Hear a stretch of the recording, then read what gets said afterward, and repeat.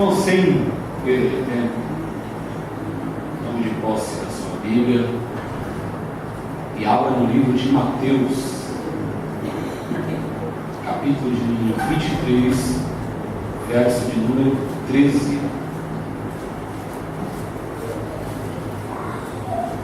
Mateus, capítulo 23, verso de número 13. E quem achou vai dando glória a Deus, misturado com aleluia. Amém. Vamos lá. O texto da palavra de Deus diz assim: ai de vós, escribas e fariseus, hipócritas, porque fechais o reino dos céus diante dos homens, pois vós não entrais, nem deixais entrar os que estão entrando. Vou ler mais uma vez. Ai de vós, escribas e fariseus, porque fechais o reino dos céus diante dos homens, pois vós não entrais, nem deixais entrar os que estão entrando. Amém? Os irmãos podem se assentar, glorificando e exaltando ao nome do Senhor. Amém?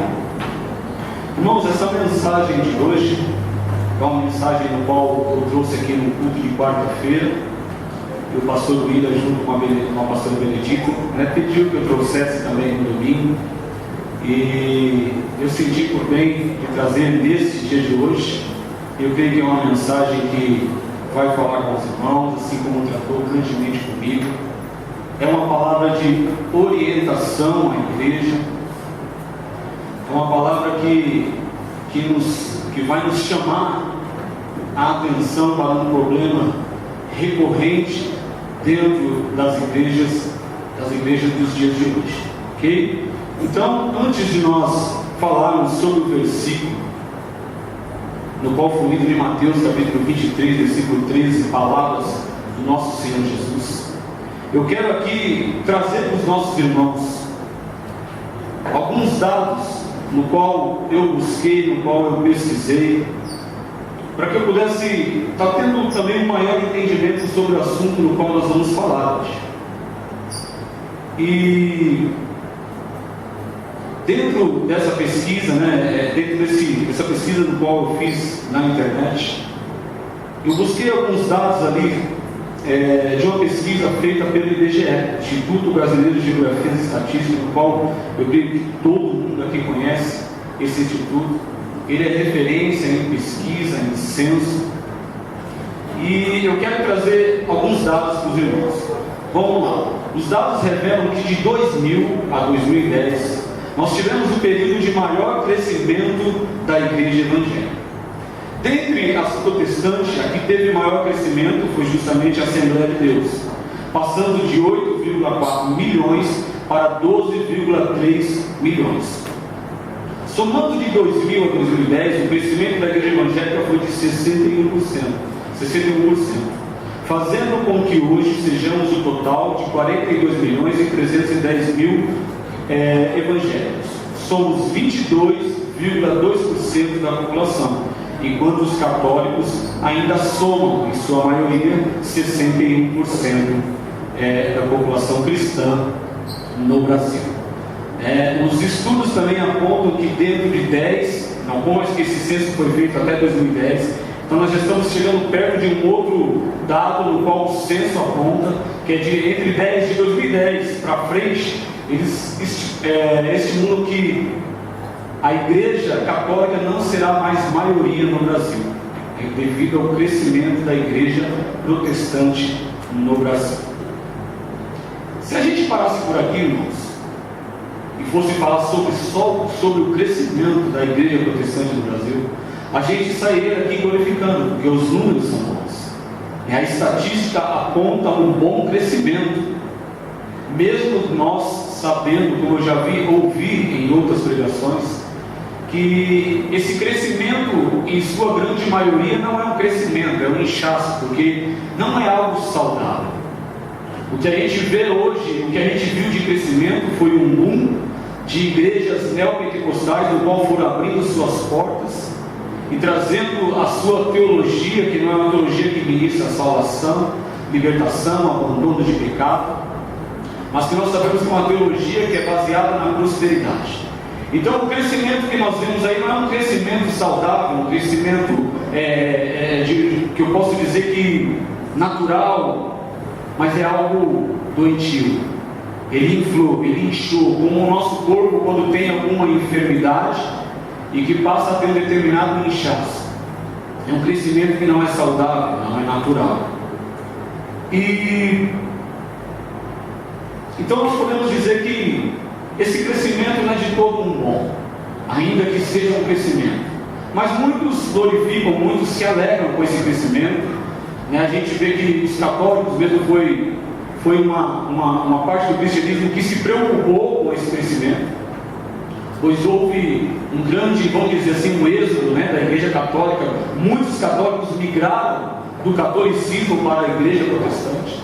Os olhos foram abertos, as pessoas foram conhecendo a verdade, muitas pessoas foram reconhecendo Jesus como seu único e suficiente Salvador, deixando alguns dogmas da igreja católica, e as pessoas foram deixando o catolicismo e muitos migraram para o protestantismo. Tanto que muitos padres passaram a se infiltrar em cultos evangélicos para entender o que estava acontecendo aqui dentro, porque eles estavam perdendo muito dos seus fiéis para a igreja protestante. Dentre estes, o padre Marcelo Rossi, uma vez eu vi ele testemunhando e dizendo que ele foi um dos que fez isso. Tanto que se a gente olhar para dentro da igreja católica hoje, se você tiver a oportunidade de ver uma missa, algum trecho, você vai ver que muitos padres falam, ministram e pregam hoje como pastores, utilizam cânticos, louvores da igreja protestante, da igreja evangélica. Então eles pegaram um formato, um padrão que existe aqui dentro da igreja protestante e levaram para a igreja católica, para que assim eles pudessem não perder mais fiéis como eles estavam perdendo. Então, se olhar para tudo isso, irmão, é saudável, é bom, mas infelizmente não para por aqui.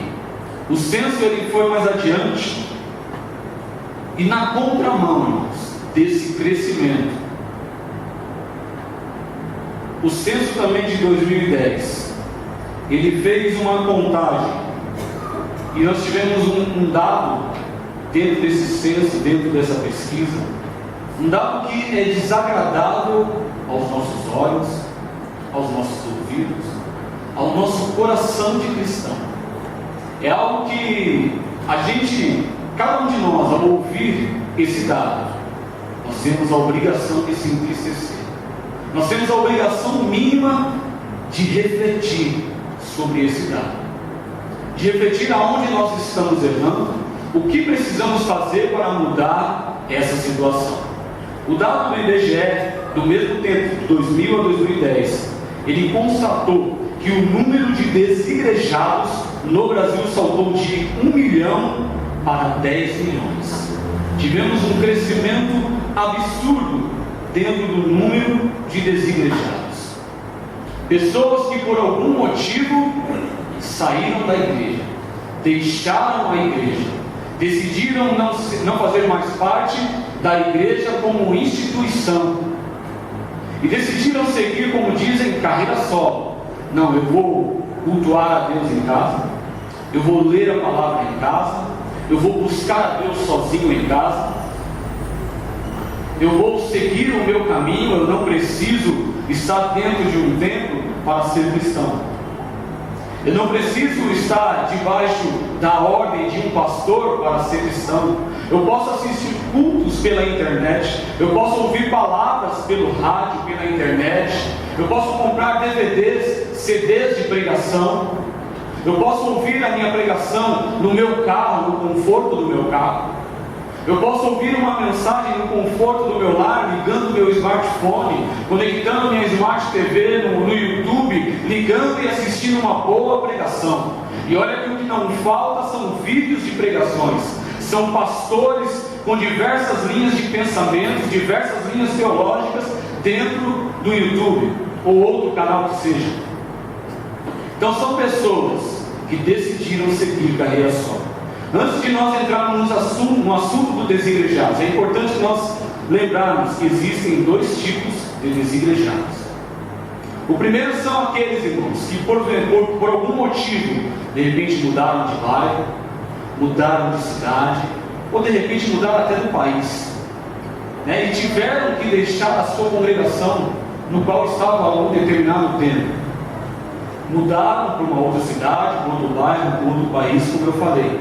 E de repente ainda não encontraram uma igreja para que eles pudessem voltar a se lembrar. Então essas pessoas então estão em fase de pesquisa, estão procurando, estão, pedindo uma direção a Deus, clamando ao Senhor: Senhor, dá-me direção.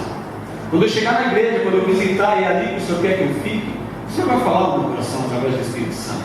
E eu sei que é ali que eu vou ter que ficar. E a gente tem, por exemplo, nosso irmão Mercino, que teve que mudar devido a trabalho, coisa de alguns meses atrás, mas chegou lá na cidade onde ele está, já se relocou, já achou uma igreja, já está congregando, já está cooperando na obra, já é um membro ativo, já está lembrado em uma outra igreja. Então, quer dizer, ele ficou desigrejado questões de dias. Foi coisa rápida, ele já fez algumas visitas, já se identificou, o Senhor falou ao seu coração, e ali ele ficou. E ali ele está junto com sua família, cooperando. Então esse é um tipo de desigrejado, a gente pode considerar também como desigrejado, porque ele está sem igreja.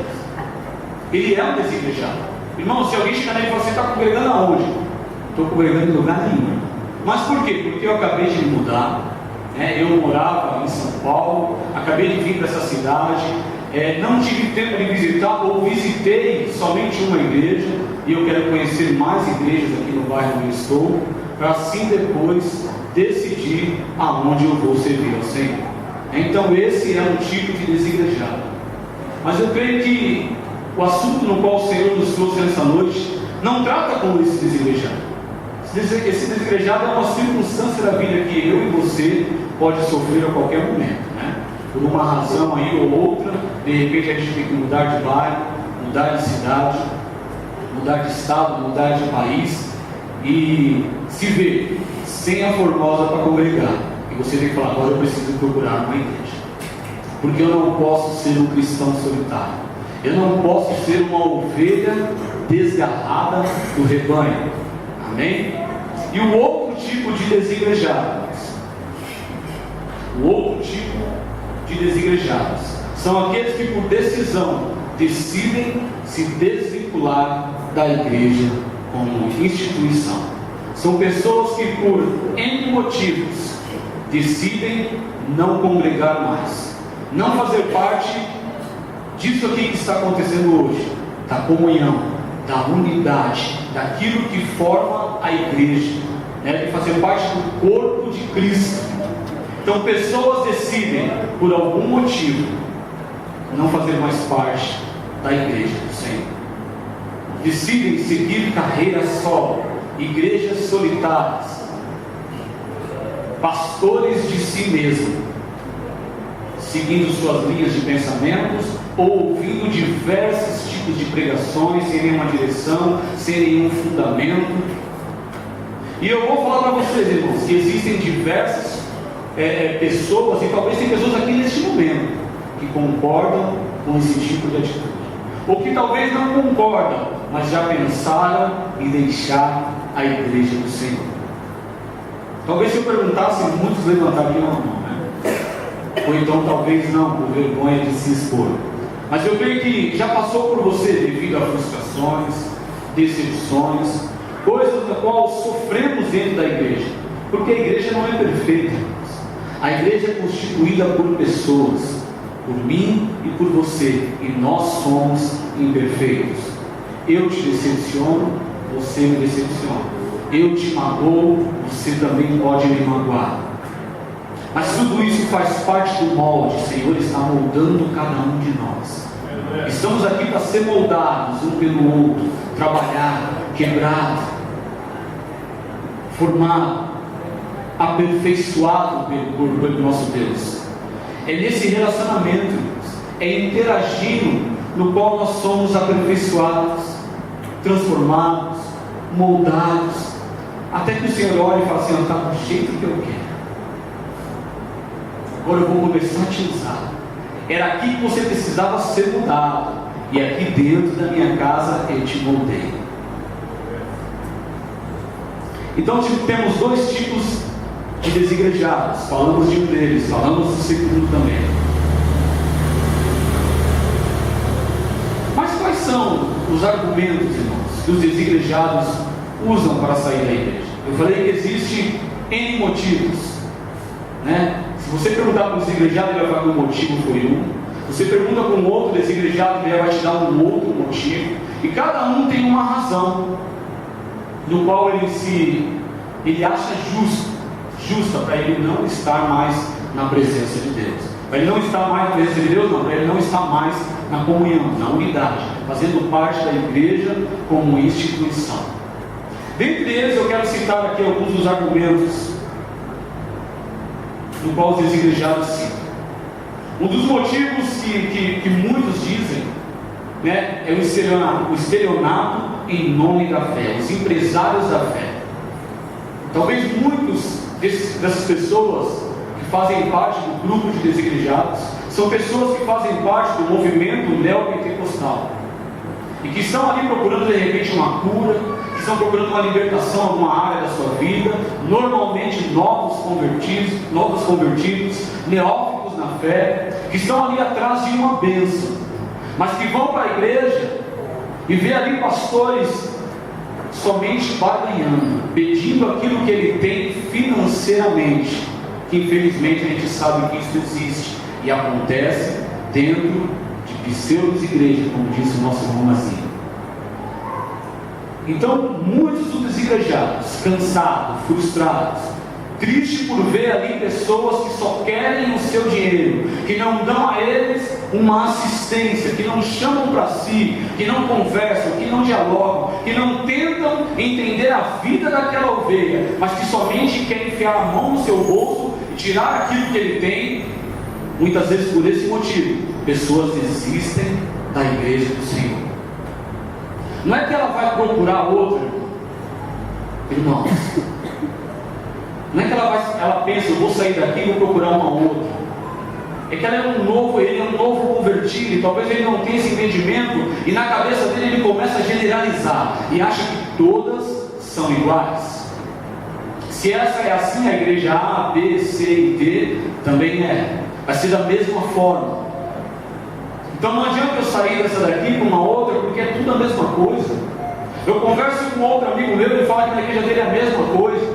São saqueadores, exploradores, que se aproveitam das nossas fraquezas e debilidades para arrancar tudo aquilo que nós temos em nosso bolso. Então por esse motivo muitas pessoas se afastam da igreja do Senhor, generalizam. Esse dia o primo da Andréia colocou um post ali no status, uma frase de Chico Xavier, no qual ele dizia que muitas igrejas estão negociando milagres e bênçãos, mas que esse não era o propósito da fé nem do Evangelho. E ele colocou mais um comentário assim, detonando a igreja. Aí eu falei, Senhor, eu não posso ficar quieto mais uma vez. Irmãos, eu tenho descoberto que eu sou um apologeta cristão. E nós temos que ser esse apologeta cristão, aquele que defende uma causa. Você tem que defender o seu evangelho. Você não pode ver alguém falando do evangelho, falando mal, denegrindo a imagem da igreja e ficar calado. Você tem que levantar a bandeira, lógico, com conhecimento, com sabedoria, sem ser arrogante, sem ser prepotente, mas com humildade e sabedoria, direcionado pelo Espírito Santo para defender a palavra de Deus, defender o evangelho. Neste momento, eu cliquei ali no status dele e respondi para ele. Falei, bom dia, Júnior. Não tenha por igreja aquilo que você vê passando na TV ou em muitos programas de rádio. Aquilo não representa o cristianismo. Aquilo não é o verdadeiro cristianismo. Então, não fale e não critique se a sua base é aquilo que você vê em TV. O verdadeiro evangelho não está negociando, não faz barganha, mas ele ministra salvação, cura e libertação. E o principal, salvação, através da obra redentora de Cristo Jesus. Aí ele respondeu: amém, primão. Fique em paz. Isso tem em toda a religião. Falei, ok.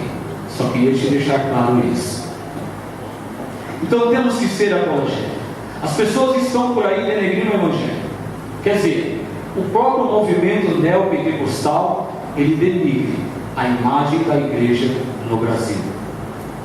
E você que conhece o verdadeiro, não pode ver alguém falando do falso como se fosse o verdadeiro e se calar. Você precisa se levantar. Você precisa se posicionar. Você precisa esclarecer o que era a verdade. Mas para isso é necessário que você tenha conhecimento, você participe dos estudos bíblicos, você conheça a palavra de Deus, e você tenha argumentos. Então, se você tem dúvida e não sabe responder, irmão, não responde. Você acha que você tem ali a direção do Espírito Santo, tem palavra certa, responda. Esclareça para aquela pessoa que aquilo que ele está dizendo é errado. Seja um apologeta cristão. Amém? Então, o estelionato da fé é um dos motivos no qual muitas pessoas deixam a igreja. Superficialidade das mensagens levada ao culto.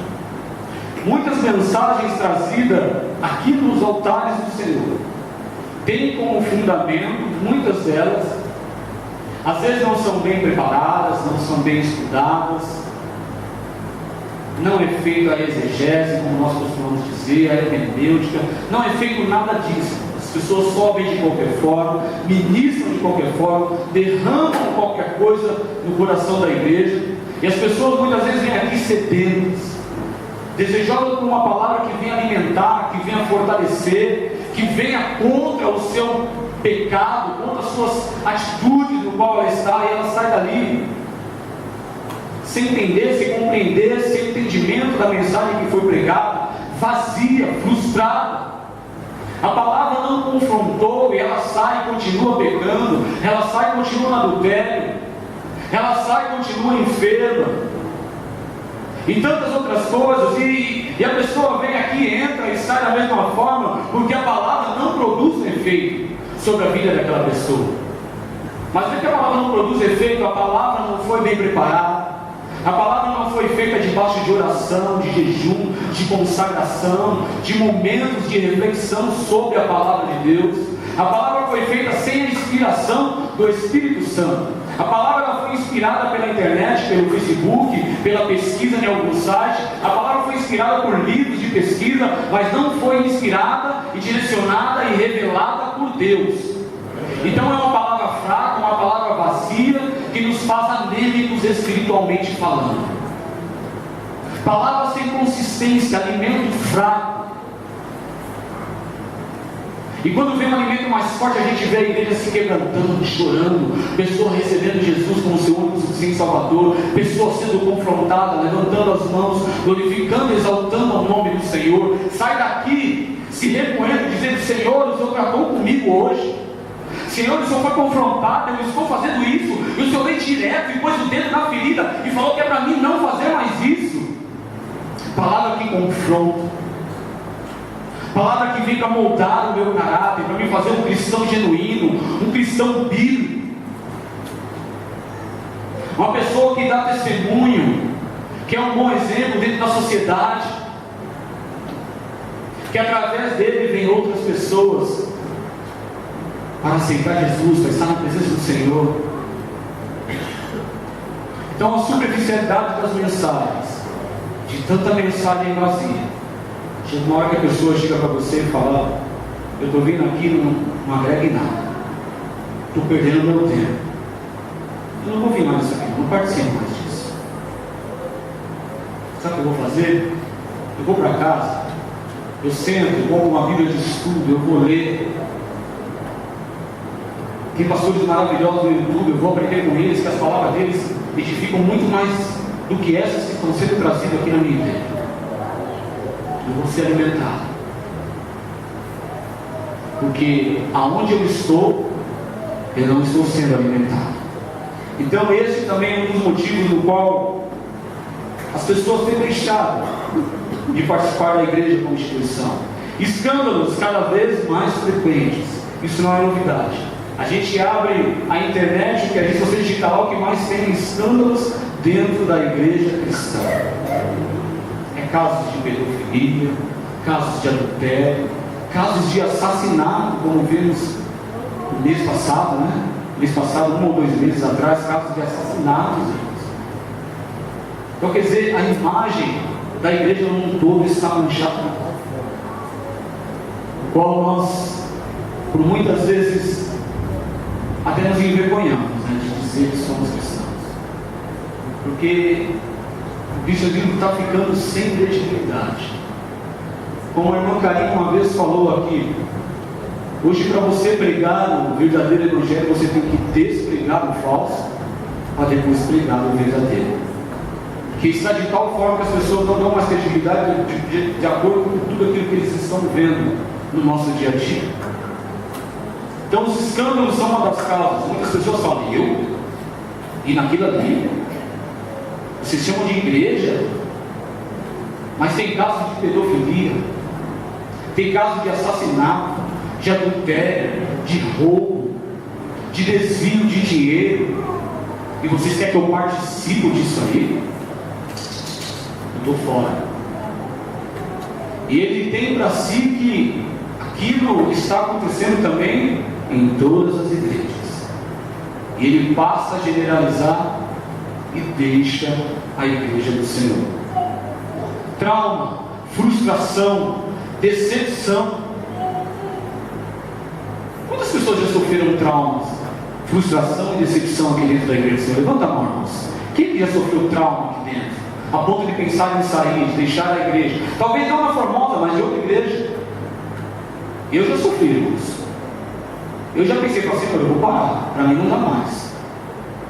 Eu vou ficar no meu cantinho, vou tocar a minha vida, eu vou cultuar a Deus de longe, para mim não dá mais. Mas o Senhor, Ele vai incomodando, o Espírito Santo vai falando aos nossos corações, Ele vai nos direcionando, não, aqui não é o seu lugar é lá dentro, vai lá agora, e você vem, a palavra te renova, e você levanta as mãos e começa a glorificar o Senhor, e Ele vai te renovando, vai te transformando, e aquela vontade, ela vai desaparecendo, e quando você vê, você está aqui novamente, firme na presença do Senhor. Mas sofremos sim muitos traumas, frustração e decepção.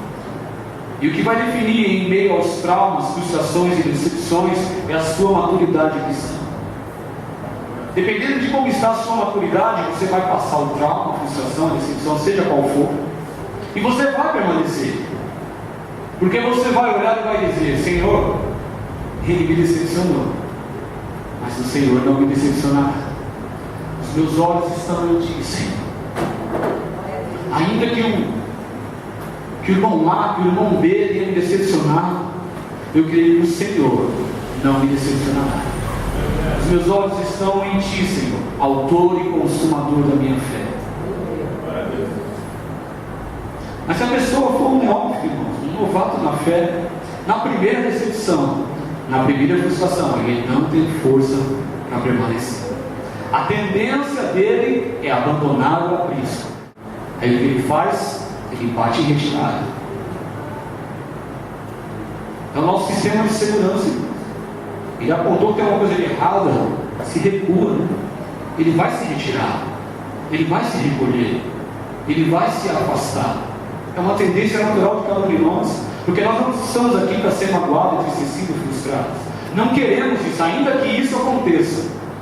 Mas para o novato na fé, irmãos, a tendência é bater e retirar.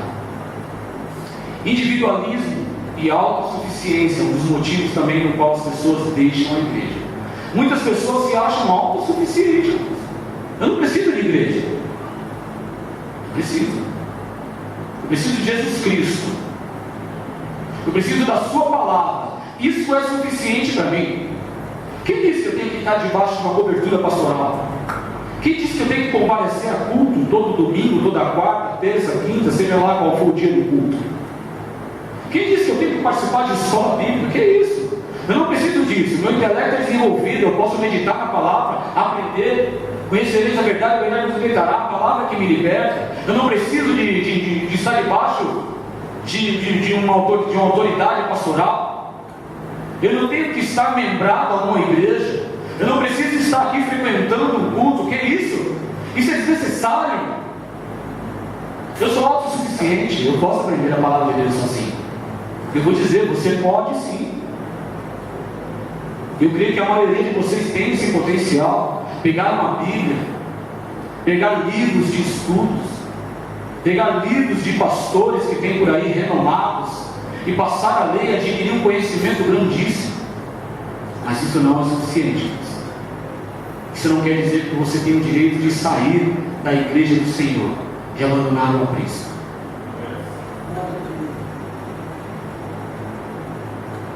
Indecisão, irmãos. Tem gente que não consegue, que ainda está desigrejado pela indecisão. Qual indecisão? Eu não sei qual igreja que eu fico, na igreja A, na igreja B. Então ele fica pulando de galho em galho, mas na verdade ele não está membrado em lugar nenhum. Ele não tem compromisso em lugar nenhum. Ele não está fixo em igreja alguma. Ele vai cada domingo numa igreja, mas na verdade ele é um desigrejado. Ele não tem compromisso com nenhuma igreja. Ele não participa de nenhum trabalho das igrejas. Ele vai no culto no qual lhe agrada. Ele participa do culto no qual é do seu interesse. Ele é indeciso, ele não sabe onde ele quer ficar, ele não pede a direção de Deus e acaba não parando em lugar nenhum. Outro motivo pelo qual pessoas deixam a igreja: conduta pecaminosa, uma vida em pecado. A tendência das pessoas, a tendência nossa, de quando pecamos, é não ir para a presença do Senhor, é se esconder. E a gente olha para Adão, para Eva, que se esconderam, após o pecado se esconderam. Uma tendência de cada um de nós é essa, irmãos. De repente você tem um pecado e você não consegue abandoná-lo, deixá-lo, vencê-lo. E o seu raciocínio é o seguinte: eu não consigo deixar esse pecado. E não é certo continuar na presença do Senhor com esse pecado. Então, se eu não consigo deixar esse pecado, e eu estou ferindo a santidade de Deus, eu estou entristecendo a Deus, e eu não consigo abandonar isso, sabe o que eu vou fazer? Então eu saio logo. Eu já estou perdido. Eu sou um perdido. A minha condenação ao inferno. Então o que eu vou ficar fazendo? Perdendo tempo dentro de igreja? Deixa para lá. Eu vou deixar a igreja. Deixarei o aprisco. Outro motivo no qual as pessoas deixam a igreja: fuga do dízimo. Essa é velha. Eu amo tudo. Isso aqui é maravilhoso, é tremendo. Eu choro, me derramo na presença do Senhor. Deus fala comigo na palavra de forma poderosa. Eu tenho aprendido, eu tenho crescido espiritualmente. Eu sou uma outra criatura depois que eu vim para a igreja. Mas não fala do dízimo.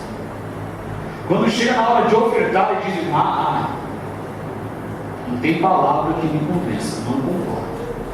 Eu não vou dar dinheiro para o pastor. Eu não vou financiar a vida de pastor. Eu não tenho que dar o meu dízimo para a igreja. Não, o dinheiro é meu, eu trabalhei, eu sei, é meu. A igreja que se vira, ela tem que ter sua fonte de sustento. O governo tinha que bancar ele, mas não eu. Por que eu tenho que dar? Malaquias escreveu. Não, Malaquias está lá no Antigo Testamento, esquece isso aí. Dízimo. É onde pega muita gente. O cara fala: deixa para lá, na hora de ficar dando o meu dinheiro é melhor sair da igreja. Eu saio da igreja, eu já aprendi tudo que eu tinha para aprender, eu já aceitei Jesus, já está tudo certo, garanti a minha salvação, agora estou vazado aqui, porque todo culto passou para de dinheiro.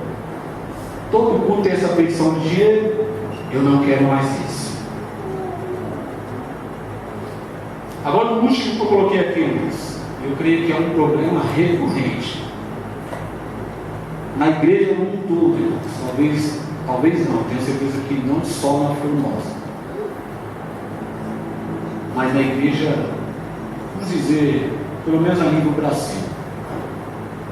Eu já ouvi essa reclamação aqui. Eu já ouvi essa reclamação em canais de internet. Eu já ouvi amigos meus falar desse mesmo problema.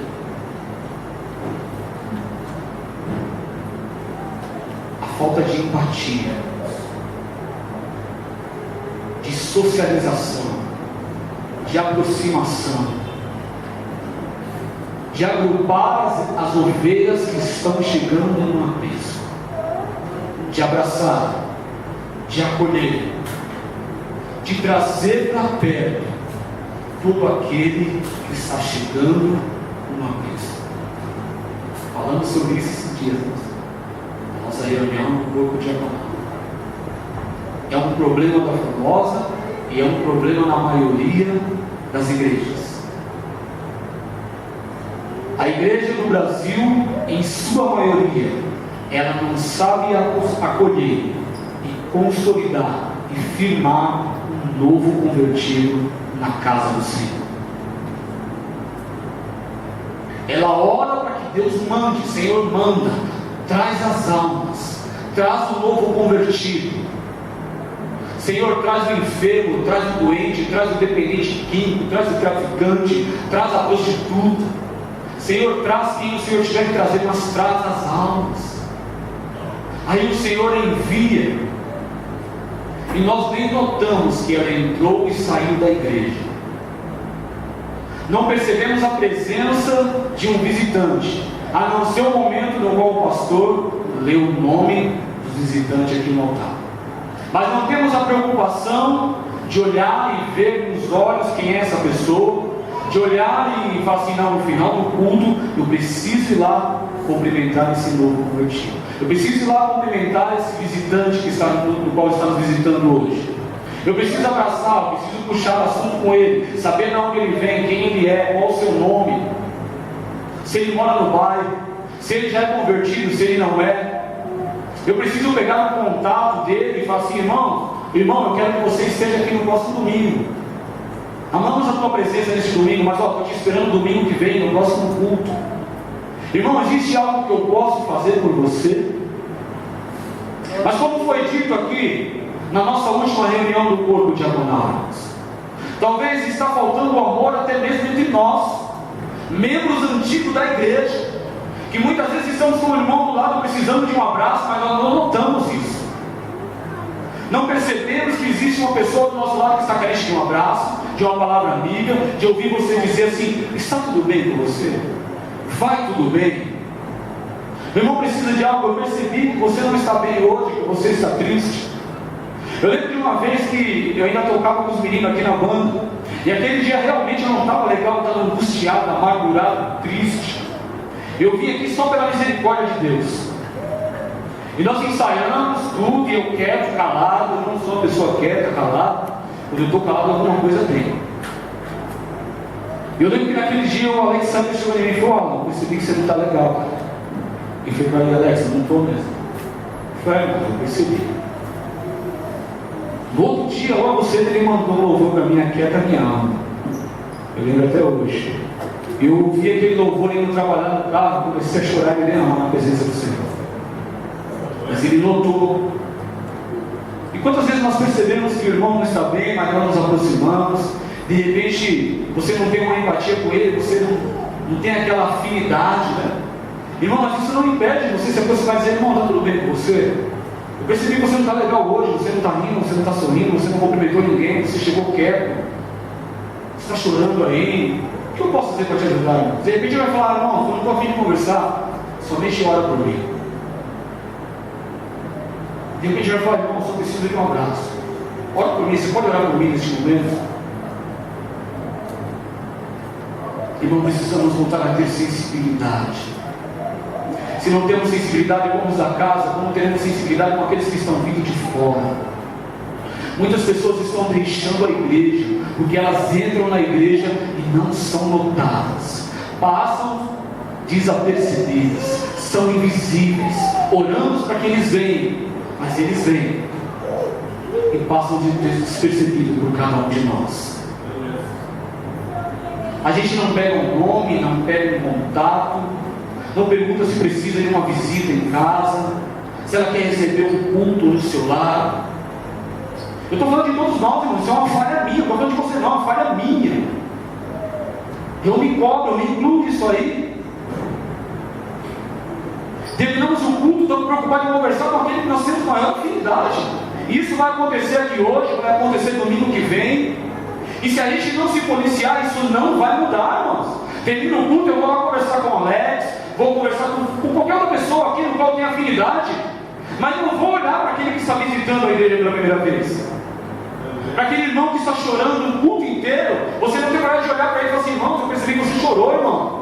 Olha, irmão, você chorou o culto inteiro. O que eu posso fazer para te ajudar? O que a irmã está passando? O que o irmão está passando? Eu posso fazer alguma coisa por você, irmão? Precisamos nos policiar. Hoje não temos nenhum visitante, né? Então talvez hoje seja um dia ideal, sim, terminar o culto, você ir com aquela pessoa que você tem maior afinidade, conversar, contar como foi a sua semana, de dialogar, de dar risada, de contar piada, de tirar sarro de quem estava pregando, sei lá, né? Mas quero tirar uma casquinha também que eu sei. Irmão, mas no dia que tem um visitante, irmãos, o seu radar tem que estar ligado, irmão. Tem um visitante, peraí, tem um jovem que chegou ali, ó. Não estou falando que isso é obrigação só dos jovens, eu também posso fazer isso. O pastor William, qualquer um pode fazer isso. Mas tem os jovens, você precisa ter, você que é jovem. Vai no seu jeitão, não é que jovem, e aí, irmão? Né? E aí, brother? E aí, tio? E aí, maluco? Pô, eu queria ver você aqui. E aí, você já congrega em alguma igreja? Que tem, irmão, chega junto mesmo. Vai chavecar uma menina, eu sei que você tem lá, meu. Então, conversa com o irmão. Mas é verdade, irmão. Chega no jovem, conversa com o irmão. Feliz de ver você aqui, ó, onde você é? Qual quebrada você mora? De onde que você vem? De onde que você é? Conversa, dialoga, se aproxima. Pô, deixa seu zap aí, meu. Queria que você voltasse aqui. Ou você já é cristão, mas não sou, eu sou. Vou te enviar uns louvores que eu tenho aqui. Você gosta de louvor de que jeito? Pô, vou te mandar, tem uns bacanas aqui. E aí você vai puxando assunto, vai conversando, vai dialogando. E ele vai render conversa, que dia que você torce, e assim vai. E aí, você já aceitou Jesus, já desceu as águas, vai conversando, irmão. Chegou um irmão aqui também, um casal, você fala assim, você que é mais velho, irmão, você vê você aqui. O casal mora onde? Mora aqui perto, irmão, você não consegue receber o culto no celular? Ou não, pastor, que é? Espera mais um pouco aí, né? Não, mas se aproxima, vamos dialogar, vamos conversar. Mas vamos deixar o nosso radar ligado. Não fazemos trabalho de evangelismo, mesmo assim o Senhor sempre manda visitantes aqui na igreja. Oramos que o Senhor manda, mas as pessoas entram e saem sem que nós temos a devida atenção a cada um deles. Ou então irmãos que já estão aqui membrados, ó, atento. De repente eles somem, irmãos.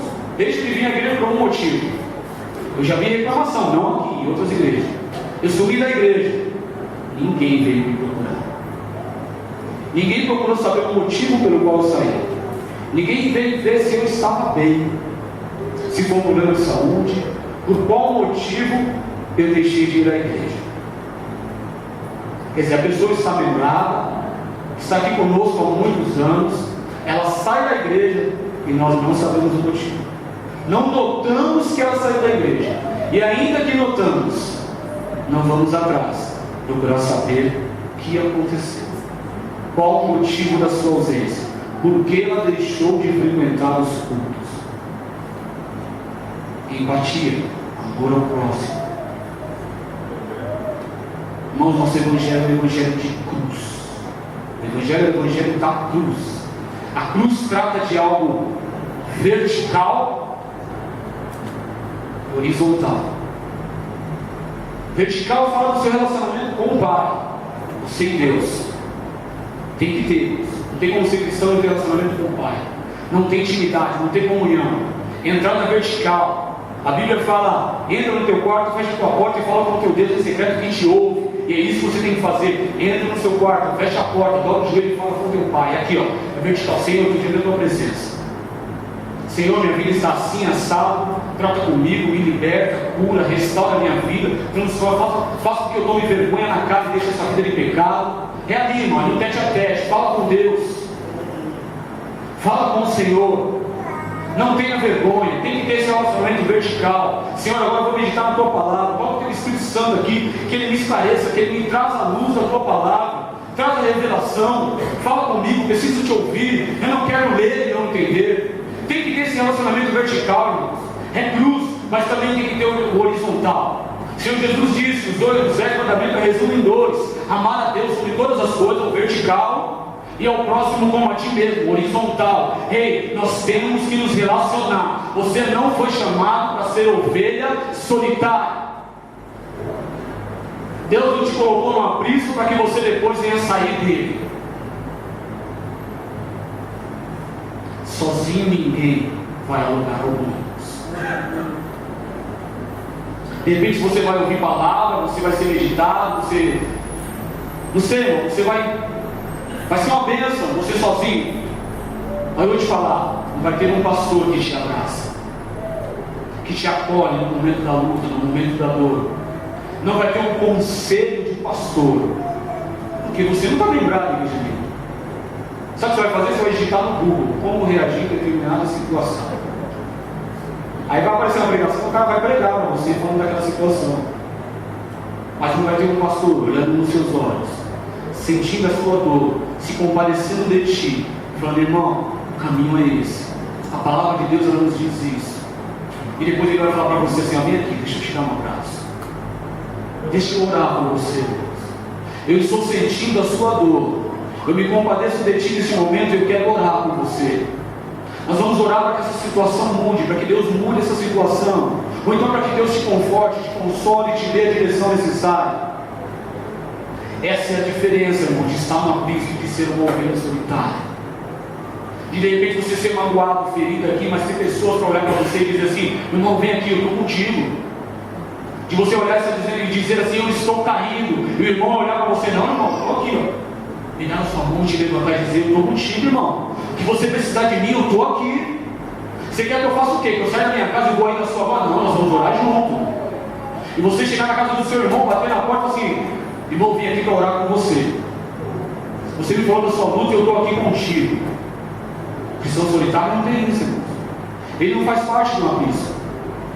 Ele não se relaciona, ele está sozinho, dentro de um quarto com a Bíblia e o computador ligado. Faz alguns cultos mensais, sei lá, com moços desigrejados. Mas entre aqueles, não tem quem eu possa ajudar de repente. O lugar de ovelha é no abismo.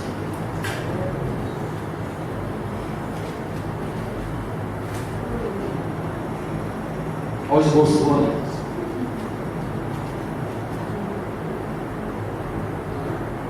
Mas a pergunta é a seguinte: eu creio que todos nós aqui conhecemos alguém que se decepcionou com a igreja, que por algum motivo deixou a igreja como instituição e decidiu seguir a sua carreira solo como cristão e viver uma vida de ovelha desgarrada. Talvez você conheça mais essas pessoas e você está lembrando dela neste momento. Aí eu te pergunto: mas o que você vai dizer quando você conversar com essa pessoa? Essa pessoa que é um desigrejado convicto, que é cheio dos argumentos, que prova com A mais B que não é necessário estar dentro de uma igreja. Ele é convicto. Você vai falar assim: não precisa de igreja. Aquilo que eu falei, o autossuficiente. Ele já decidiu que, ele já enxergou que ele não precisa de igreja. Que isso aqui tudo, essa reunião, esse ajuntamento aqui, ele é desnecessário. O que você vai dizer? Qual argumento você vai usar para convencer uma pessoa que desistiu da instituição igreja a voltar para a Cristo? Quais são os seus argumentos? O que você vai falar para ele? Porque ele tem argumento. Mas e você? Irmãos, é no corpo de Cristo, é aqui, nessa unidade, que nós exercitamos os dons distribuídos pelo Espírito Santo sobre cada um de nós, para a edificação mútua do corpo É aqui que você vai fazer uso dos dons. É aqui que nós somos disciplinados eclesiasticamente. É aqui que nós adquirimos maturidade espiritual. Não é sozinho que nós adquirimos maturidade espiritual. É aqui que nós somos disciplinados, corrigidos, que deixamos certas linhas de pensamento, que aprendemos sobre o verdadeiro Evangelho, que conhecemos a Sua palavra, que estudamos de forma minuciosa a palavra de Deus. É aqui que existe possibilidade do cumprimento da grande comissão de Cristo do ID. É aqui que você é convocado e no qual é te dada uma ordem dizendo: ide, fazer discípulos, ide pregai, anunciar o reino. Sozinho você não tem força. É aqui que há um fortalecimento espiritual obtido na comunhão entre os irmãos. É aqui que você é fortalecido espiritualmente. Às vezes você chega aqui abatido, como eu te falei, todo quebrado, moído, surrado, com vontade de desistir, de parar. Mas é aqui que os irmãos te abraçam. Os irmãos estão atentos. Olham para você e dizem assim: irmão, eu estou contigo. Você está passando por essa luta, mas não desiste não. Eu estou contigo. E aquele irmão que olha para você e fala: eu estou contigo, ele já contar para outros. Fala: irmãos, vamos orar por fulano. Ele não está legal. Vamos orar por fulano porque ele está fraco. Ó, a tendência dele é deixar a igreja. Ele está com o pé lá fora. Irmãos, vamos orar, vamos fortalecer o irmão, vamos aconselhar. É aqui que você é fortalecido espiritualmente. É aqui que você está debaixo de uma cobertura pastoral. É aqui que você tem pastores que zelam e oram pelas vossas vidas. Aqui você tem um pastor que está no seu ombro, que sente o seu cheiro, que sabe onde você mora, que sabe quem é o seu cônjuge, que conhece os seus filhos, que já almoçou na sua casa, que já sentou, que já conversou, que já te recebeu na casa dele, que já percebeu quais são as suas dificuldades, as suas lutas e as suas aflições. É aqui na igreja, nessa unidade, que você tem um pastor que vai te aconselhar, que vai orar, que vai falar contigo. Não é na carreira só. É aqui que você vai ser orientado, disciplinado. É aqui que você vai estudar, que você vai aprender. É nessa unidade, é nessa comunhão, é no corpo de Cristo. Hebreus capítulo 10, versículo 25 diz assim: não deixemos de reunir-nos como igreja, segundo o costume de alguns, mas encorajemos-nos uns aos outros, ainda mais quando vocês veem que se aproxima o grande dia. O escritor dos Hebreus está dizendo: não deixemos de reunir-nos como igreja. É isso que você vai falar do desigrejado conflito. Ei irmão, abre sua Bíblia aí que eu tenho uma palavra para você. Abre aí Hebreus 10, 25, onde diz assim: ó, não deixemos de reunir-nos como igreja, segundo o costume de algum. Quer dizer, naquela época tinha gente deixando de se reunir como igreja. Isso não é de agora. Se for a Bíblia está dizendo, não sou eu, é a palavra de Deus. Não nos deixemos. Quanto ao versículo que eu li no início do culto, irmãos, Hebreus capítulo 10, 23, eu acabei não falando sobre ele, eu estou quase terminando a ministração, mas eu falei sobre ele, onde Jesus olha para os escribas e fariseus e diz assim: hipócritas, por que fechais o reino do céu diante dos homens? Pois vós não entrais e nem deixais entrar os que estão entrando. Jesus aqui está falando com doutores, pessoas que conhecem a lei, que conhecem a palavra, fariseus, escribas, que com sua hipocrisia não entravam no reino do céu e ainda impediam que outros entrassem devido ao seu testemunho. Neste momento, irmãos, o Senhor ele trata com cada um de nós, que muitos dos desigrejados, muitas pessoas estão fora da igreja hoje, estão fora do corpo de Cristo, fora dessa unidade, por causa de nós mesmos, por causa de eu e você, por causa do nosso comportamento, por causa da nossa falta de comportamento em relação a eles, por causa da nossa falta de atitude para com cada um deles. Porque talvez eu e você tenha frustrado aquela pessoa, porque ela veio aqui, buscou um relacionamento vertical e encontrou, mas procurou um relacionamento na horizontal e não encontrou, ou se encontrou, foi decepcionado. E nós estamos como esses escribas e fariseus, que não entramos no reino do céu e ainda impedimos a entrada de muitos, por nossa falta de responsabilidade como cristão, por causa de um comportamento genuíno, por causa de uma vida como testemunho íntegro. Muitas pessoas deixam de estar na comunhão dos santos, muitas pessoas deixam de fazer parte dessa unidade, muitas pessoas estão deixando o aprisco do Senhor, por causa dos nossos comportamentos, por causa das nossas atitudes. É isso que o Senhor está falando para os escribas e fariseus, por causa da sua hipocrisia, por causa da sua falsidade, por causa da sua falta de testemunho, vocês não entram e ainda impedem que muitos entrem no reino do céu.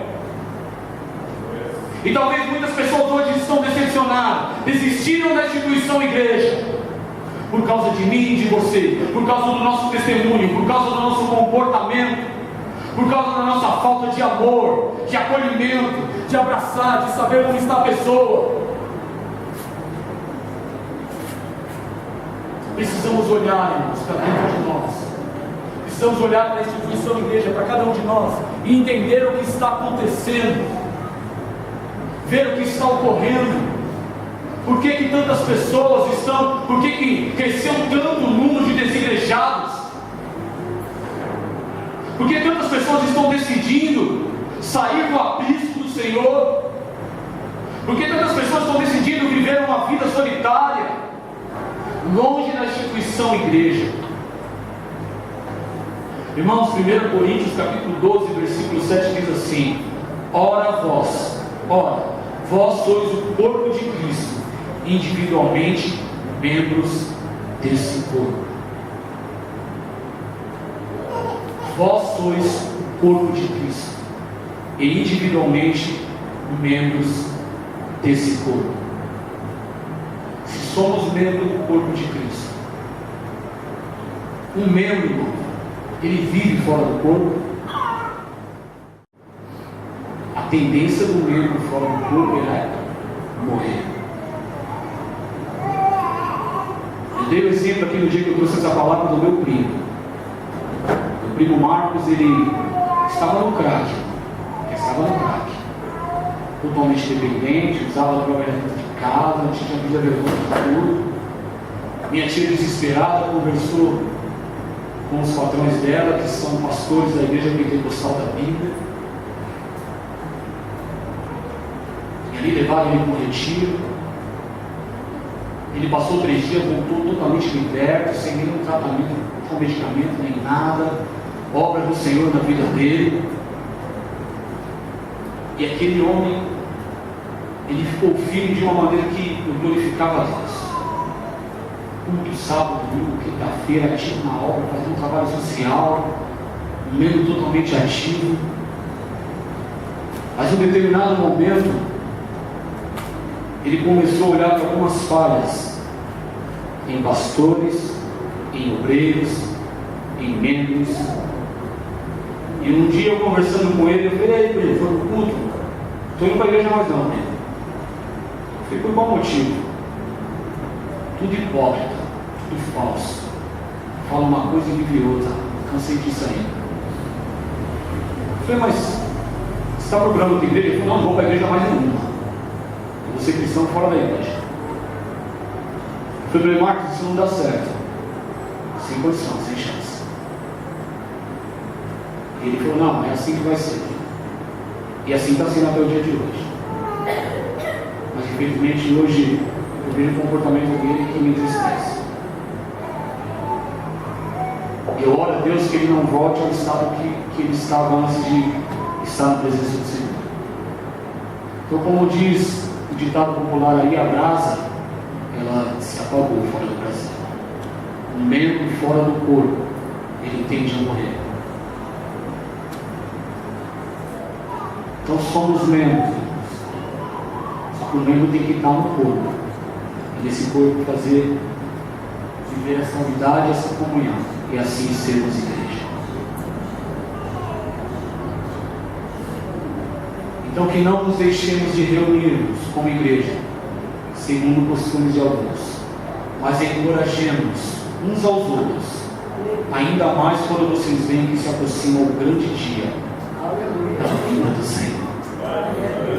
Então, se você conhece alguém que está decidido a ser um desilejado, esse é um assunto para ser refletido. O Espírito Santo ele possa continuar ministrando no seu coração. Que você possa conversar com quem você conhece que é desilejado e falar para ele voltar para Cristo. Fala para ele que o lugar dele é aqui, que o lugar do membro é no corpo, o lugar do membro não é fora do corpo, que o membro fora do corpo tende a morrer, que é aqui que ele vai ser consolado, confortado, orientado, disciplinado, é aqui que ele vai ter crescimento espiritual, é aqui que ele vai exercer os dons espirituais no qual o Espírito Santo vai derramar sobre a vida dele. É aqui que o cristão vai exercer o seu ministério para a edificação do corpo de Cristo. Não é fora do aprisco. Ainda que ele tenha sido magoado, ainda que ele esteja frustrado, fala que é aqui que o Senhor vai moldar o caráter dele, vai trabalhar em todas as áreas da vida dele. É aqui que ele vai. É aqui que é o lugar dele. O lugar da ovelha é no aprisco. A palavra de Deus diz que o Senhor deixou os 99 e foi buscar aquela onda, porque o lugar dela era onde? No aprisco. E que nós que somos 99, irmãos, não venha colocar para fora outras 9, outras 10, outras 1. E sejamos sábios, que olhemos um para o outro com olhar de compaixão. Vivemos uma era digital onde se relaciona muito virtualmente, mas está cada vez mais se relacionando um pouco pessoalmente. E venhamos voltar a esse relacionamento mais tete a tete, mais olho no olho, onde a gente se aproxima, onde a gente se compadece, onde a gente visita, onde a gente acompanha, onde a gente abraça, de mais contato físico e menos contato virtual.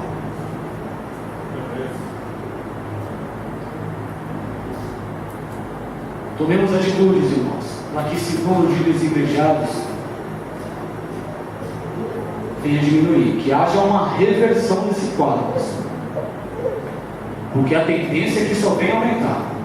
Isso a gente está falando de Brasil. Como eu falei da outra vez, se a gente olhar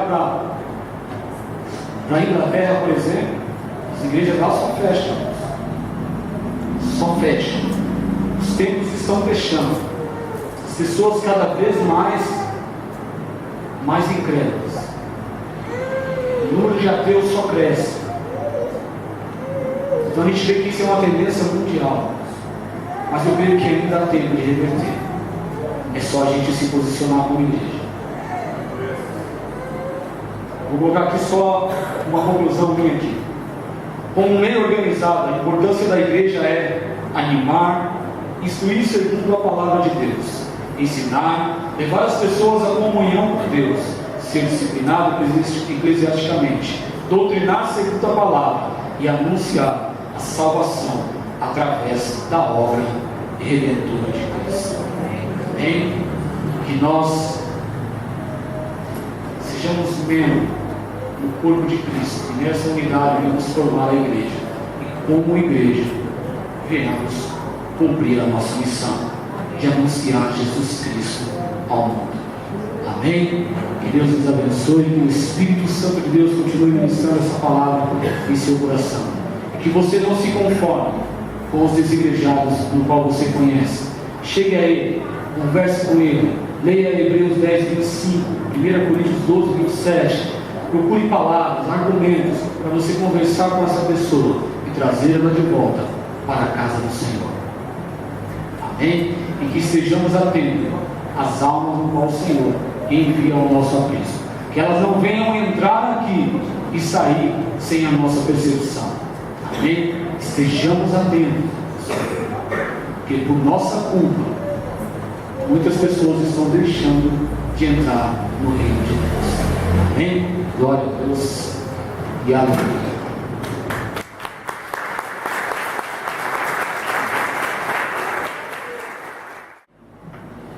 Graças a Deus. Aquele número inicial nos empolgou, né? Mas depois o número de irmãos que tem se afastado nos entristeceu bastante, nos decepcionou como igreja. O nosso irmão evangelista Alan trouxe uma lista completa. Talvez se eu fosse acrescentar um item, eu acrescentaria falta de submissão à autoridade. Tem pessoas que saem porque parece que elas foram feitas para liderar. Elas não aceitam estar debaixo de uma autoridade. Ou ela manda, ou então ela está fora. Então, se eu fosse acrescentar um item, eu colocaria isso. De pessoas que saem porque elas só sabem estar numa posição elevada. Só que aí eu me recordo de Josué, ainda ontem eu aprendia sobre isso. O grande general Josué, que conquistou terras para Israel, e quando morreu, a Escritura Sagrada diz assim: e morreu Josué aos 110 anos, filho de Nun. Não perdeu a característica, servo do Senhor. Olha, o grande general Josué conquistou terras.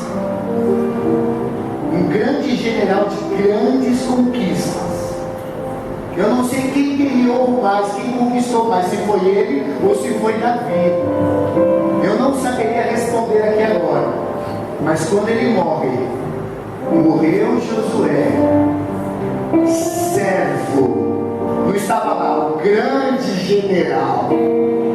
Não estava. O grande conquistador. Não estava. Morreu Josué, servo do Senhor, filho de Nun, sem perder a característica dele, filho de Nun.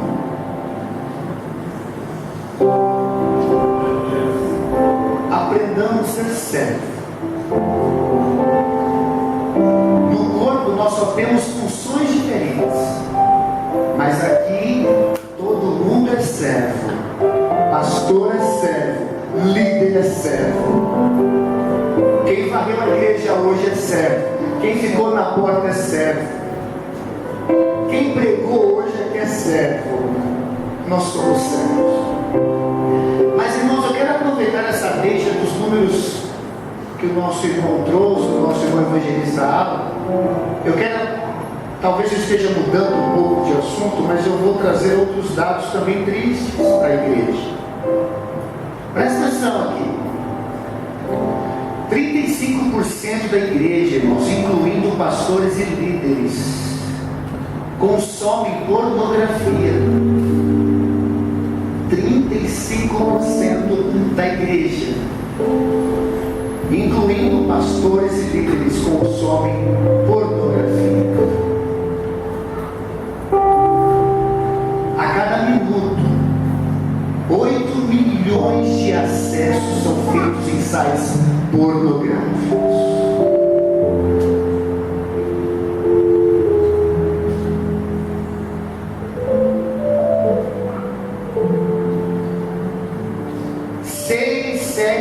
Anos de idade, uma criança já está consumindo pornografia. Sabe por quê?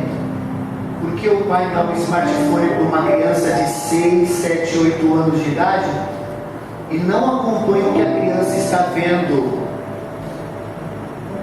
E o pai ainda diz assim: poxa, me deu sossego agora.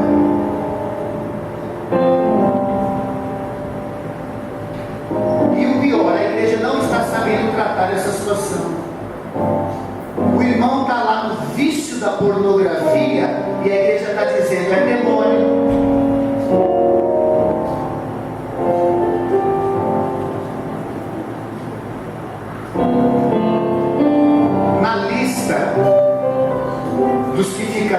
fora, o imoral está do lado do mentiroso. Só que o mentiroso a gente trata com ele, o pornográfico a gente fala é demônio.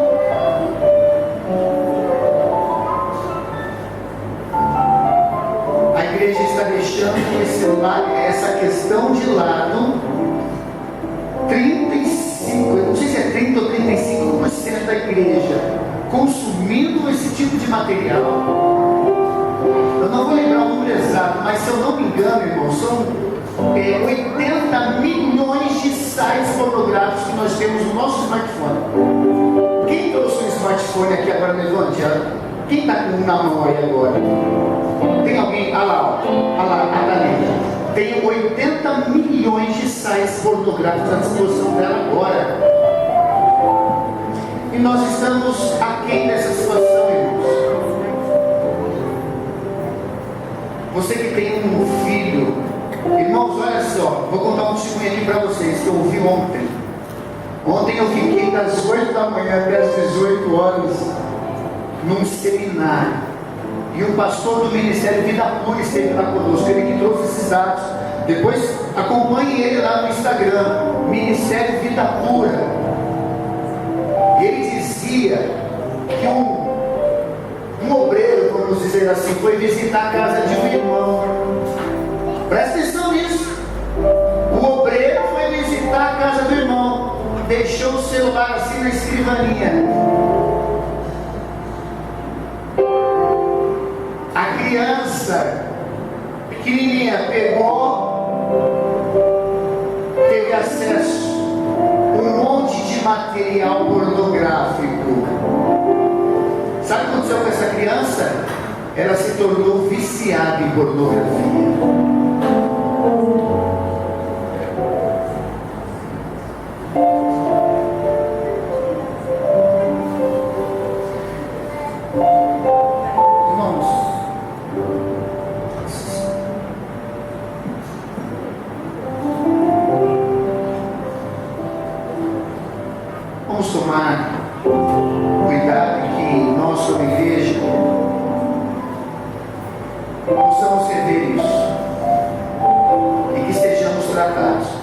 Esse pastor que esteve lá conosco, que é do Ministério Vida Pura, ele viveu 12 anos viciado em pornografia. 12 anos. Deus tratou com ele. Sabe quanto tempo ele demorou para deixar esse vício? 4 anos. 4 anos. Ele falou que ainda precisa vigiar, porque na verdade o espírito está pronto, mas a carne é fraca.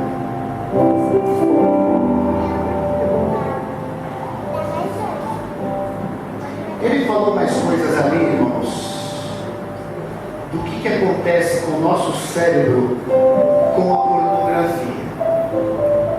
Eu não vou saber trazer com todas as palavras que ele trouxe. Sabe as palavras? Um jovem ali esteve com a gente, pastor,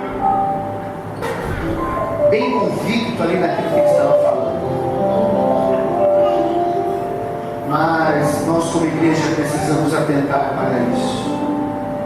Isso está matando a nossa igreja.